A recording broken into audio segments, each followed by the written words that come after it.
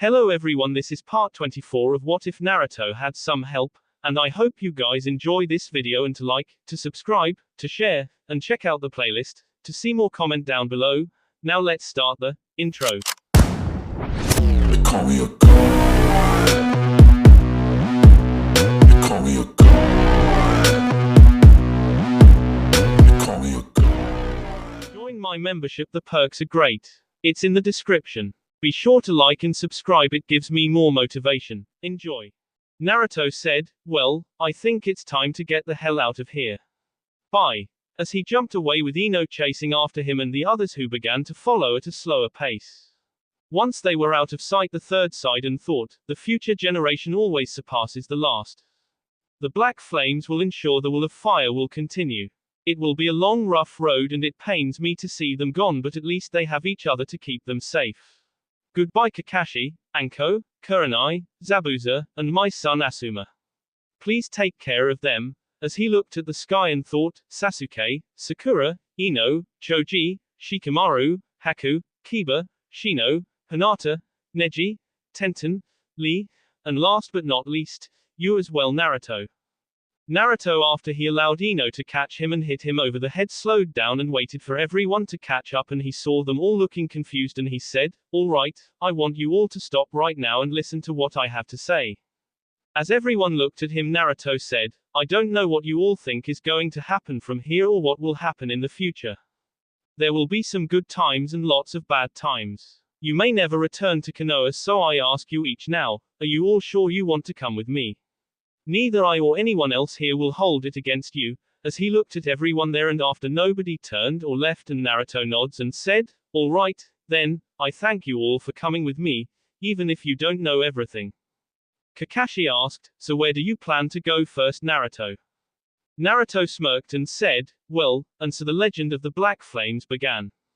Story begins. Naruto smirked and said, "Well, the first thing we have to do is separate ourselves from Konoha and your clans," making them all look at him.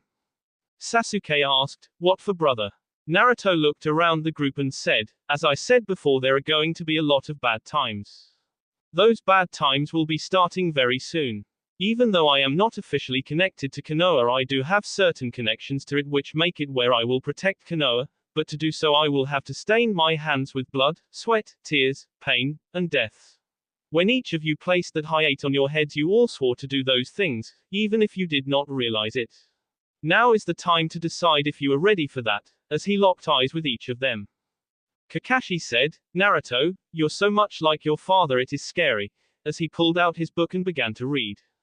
Naruto sighed and said, "Look, I wish I could tell you more right now, but I can't unless you all understand what you are signing up for. I am going to have to do things that are going to make me sick, things that will scar me for life, but they are things that I have to do to protect Konoha and those who live in it." So Sasuke said, "Just shut up, Dobe, and get to the point. You're not going to talk us out of going with you, so what is going on?" Naruto closed his eyes and said, I just need you all to trust me for a little while and agree to whatever I say, because there is more to me being exiled than I can tell you right now, at least until we meet up with the rest of the Black Flames," catching everyone's attention. Asuma narrowed his eyes and said, "What are you talking about, Naruto?" Naruto snorts and said, "I see the old man didn't tell any of you. You're just going to have to trust me for right now. The trees have ears and I can't take the risk that someone might hear what is going on." Kakashi closed his book, looking at full attention at Naruto now, and asked, "Afraid the same person who spied on us in Wave might be in the area since none of us detected them?" Naruto said, "Yeah, and as best as I can tell we only have two options of who was behind that, Uchiha Madara and Orochimaru," making Anko and as the other Junin freeze and the Genin look confused. Sakura said, "The Snake Sannin, what about him?" Naruto said, "Our spy network has discovered that Orochimaru is after the Sharingan. Since there are currently only 3 total sets in the world, if you make Kakashi and me a set, that means he will have to come after Sasuke, Kakashi, or me, since he would never dare go after Madara. If the information we got is correct on how far he is willing to go to get them, then it could possibly end up destroying Konoha. To protect ourselves and Konoha, the Black Flames are going to have to go Black Ops. We can't have any connections to Konoha, we are going to have to depend on and support ourselves. The sound of metal hitting the ground was heard and everyone turned and saw Kakashi had removed the metal hiatus of his headband and said, "He's right. If you are all going to follow him and be a part of the Black Flames, you have to be loyal to the Black Flames, not Konoha, not this time. This is a choice that you all will have to make. It is the same choice Anbu Black Ops make when you sign up with them. If you are captured or killed, Konoha denies knowing anything about you and they won't be able to help you, only we can. This is the choice you each are going to have to make." Sasuke snorts and threw his clan symbol on the ground along with his hiatus and said, "I have no connections to Konoha. My family and friends are here now." Sakura slowly reached for her hiatus, throwing it to the ground, and said, "Those who break the rules are trash, but those who abandon their comrades are worse than trash." The original Team 7 reunites. Haku said as she threw hers on the ground, "Now, new and improved." Zabuza chuckled and said, "Must be a record, going from missing, to regular, to missing again in less than a week, what the hell," as he tossed his on the ground. Ino threw hers on the ground and said, "I am not losing you Naruto, not after everything we've been through," as she looked into Naruto's eyes. Shikamaru sighed and said, "Troublesome," as he tossed his on the ground. Choji took his metal plate of his headband and tied the headband back on before throwing the plate down and touched the headband as a bag of chips popped out and Ino shook her head and said, "So that was where you kept getting your food from?" Asuma said, "Well, Dad always wanted me to go into Cloak and Dagger S. Might as well make sure someone has your back." Naruto looked at teammate and 9 Tenten threw hers down and said, "Can't let my boss S because he ran out of weapons," getting a strange look from everyone but Naruto. Sakura asked, "What are you talking about Tenten?" Tenten said, "My family is one of Naruto underworld connections, I am his weapon supplier. The bow for Lee from Demon Country will be ready in 2 weeks' time Naruto. I had to have it custom order so he didn't break it from his super strength." Naruto nods ignoring the shocked looks everyone was giving him and her. Lee said, "Then I must go as well to show the world the flames of youth burn brightly, even when they are black." Guy said, "Yes my favorite student, we must show the world the glory of the black flames." Neji shook his head as he took the metal plate of his and threw it on the ground along with his clan symbol and said, "For now I am a free bird, until my cage is destroyed, or I am. I will come with you." Naruto looked at teammate and said, "It's your call now, do we have a united class, or do you want to go back?" Kiba growled and said, "Even strays defend their pack in their own way. I'm not going to let you show me up again Naruto," as he tossed his hiatus. Shino said, "Often, one of the colony must leave the hive to create their own if the hive is to survive," as he tossed his hiatus on the ground. Hinata closed her eyes and asked, "Exactly how much of our past have you told Naruto-kun?" Naruto blinked and said, What do you mean Hinata?" Hinata to the shock of everyone bloodline activated and she glared at him and said, "Do you remember a little promise you made to me?" Naruto gulped and nodded slowly and Hinata asked, "And Neji here came and told me he knew about certain things." Naruto stepped behind Ino who looked confused and he said, "I might have said something, why?" Hinata closed her eyes and said, "You're going to have to pay me back with interest. After all you enjoyed yourself if I remember correctly." Naruto sighed and Ino said, "Are you talking about the blowjob Hinata?" as she looked between her boyfriend and Hinata. Hinata said, "Partially, I spent several years of humiliation to free Neji here from the branch family and lover boy over here ruined it." Naruto blinked and said, "Actually, what if I told you I got someone who could remove that seal for you? Would that make us even?" Hinata thought a moment and said, "You still owe me for my cherry," making everyone wide-eyed and Ino turned and decked Naruto sending him across the ground. Naruto grabbed his nose as Hinata smirked and he said, "I hate you Hinata, you and me both know you're talking about that damn tattoo you have on your ass and not the other cherry." Ino glared at him and turned to Hinata who burst out laughing and said, "I couldn't resist. It's your fault for picking a girl with a jealous bone the size of Kumo." Kurenai said, "Hinata, I'm shocked you would do that to him." Hinata giggled and Kiba asked, "What's come over you Hinata, you're different." Naruto stood up and said, "Meet the real Hinata, a total pain in my ass." Hinata glared at him and said, "And you were a pain in mine Foxy. You actually had the balls to pull that prank and I paid up by getting that tattoo." Ino asked, "Will one of you please tell us what the hell you're both talking about?" Naruto said, Hinata's father has trouble staying calm when he drinks. In fact, he gets drunk real quick. Hinata dared me to use my see no jutsu and flirt with her father and get him drunk enough to get a picture of him dancing with a lampshade on his head. If I could do it, she agreed to quit planning what she was planning and see someone about getting her cherry-covered ass fixed. Kiba asked, cherry-covered ass. Naruto opened his mouth and Hinata said, my bathing suit had cherries on it, and Naruto completed the prank and got me the photo, and so I did go see someone about getting my cherry-covered ass fixed. I had someone put a tattoo on my ass of a cherry getting fixed. As she shot Naruto a glare and he thought, Lair, it was your panties that had cherries on them, and by getting fixed you mean that it was a cherry with a band-aid on it, cheater. As everyone processed the info, Zabuza asked, so what's the plan, kid? Naruto said, Anko, you ever do any shopping in towns around the fire country for cloths?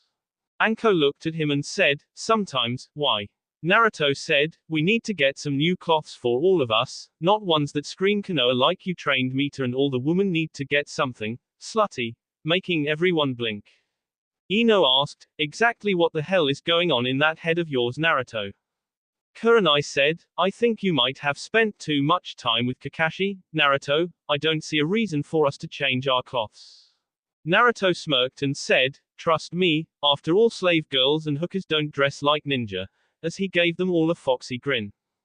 Kiba said, does anyone else feel that we just made a deal with the devil? A week later, the Black Flames were in a canyon standing in front of a cave. Each of the males had a cloak with black flames on the bottom. Kiba was red, Shino was brown, Neji was gray, Lee was green, Choji was silver, Shikamaru was black, but the bottom of it had a white outline to make the black flames, and Naruto was white with black flames on the bottom and sleeves and the kanji for Dr. 7. The male Junin each had a black cloak on as well with the flames, but Kakashi had the kanji for lightning on the back, Asuma had the kanji for knife, Zabuza had the kanji for demon, and Guy had a green cloak a shade darker than Lee, and his had the kanji for youth. The women, on the other hand, were a little different. Currently, each of the Genin girls had short miniskirts with shorts made into them, but could not tell that unless they jumped, and they were the same color as their eyes, a tank top with a shirt that showed much of their stomach, all in the same color as their eyes. Kurenai asked, so where had us take fashion advice from Anko, dragged us all across the fire country and led us into this ravine to stand in front of a cave. Now will you tell us what is going on? We have been very trusting so far. Naruto sighed as he looked at the group and said, things are not as they always appear. There is someone inside this cave I need to talk to. To even get to see him, I have to make it appear as if I am the leader here and that each of you has a purpose to follow me. The problem is that not all of you will be able to come in with me. You will have to wait out here and cover us if we need to make a quick escape. Kakashi asked, so who's going in and who's staying here? Naruto shrugged his shoulders, trying to get a kink out of them, and said, now Zabuza here is my personal bodyguard. Anko asked, and what about me? Naruto smirked and said, well, that's simple, Anko, you're my lover and also the one who has to train my property, as he looked at Haku, Sakura, Hinata, and Ino. Ino growled and Naruto said, relax Ino, we all know the truth, but it's the only cover story I can come up with to get us in to see the man I need to see.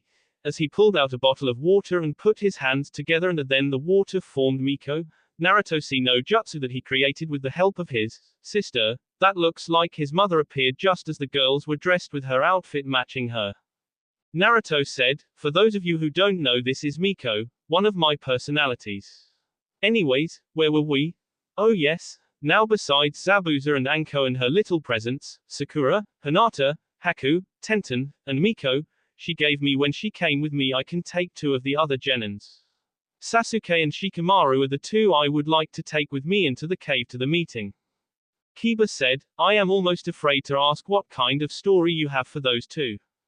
Naruto said, Shikamaru is here because he is my most trusted friend who I have spent years manipulating into being loyal to me, and Sasuke is here officially because he claims to be my brother, but secretly he harbors great hatred for me and he follows me, learning all my secrets so he can one day betray me for stealing his revenge by King Itachi. Ino rubbed her arms and said, those are some stories, Naruto. It almost scares me because they both could have been true. Kakashi asked, and how will we know if you need help in there? If someone is really in this cave, then there must be a lot more to it than you're telling us. Naruto said, I need Shino to place a bug on each of us so he can track us if need be, and place one Miko as well. Tell that bug if Miko is destroyed to return to you immediately, and then you come in ready to fight. Shino said, very well. As one bug flew to Miko and everyone was waiting for the other bugs, and he said, I have already placed one on each you, getting a sick look from the girls besides Hinata. Sakura asked, so let me get this straight, you want us to go in as slaves? Naruto said, yes, and you are to act like one as well. Keep your eyes on the ground when we are in the meeting, trying to look defeated, and keep your mouth shut. This guy we're going to see is the second largest underworld boss in the Fire Country. He is more connected than my sister is, and from what she said he only sees women as objects and property. He won't even acknowledge her, and she's the third largest. Everyone was wide-eyed, and Kiba said, and he lives in a cave. Naruto said, everyone, this cave leads to an underground city. In this cave is the true black market. Each of the underworld bosses has connections to this place, and it is run by the man who we are going to see. He is the man who has the info I need.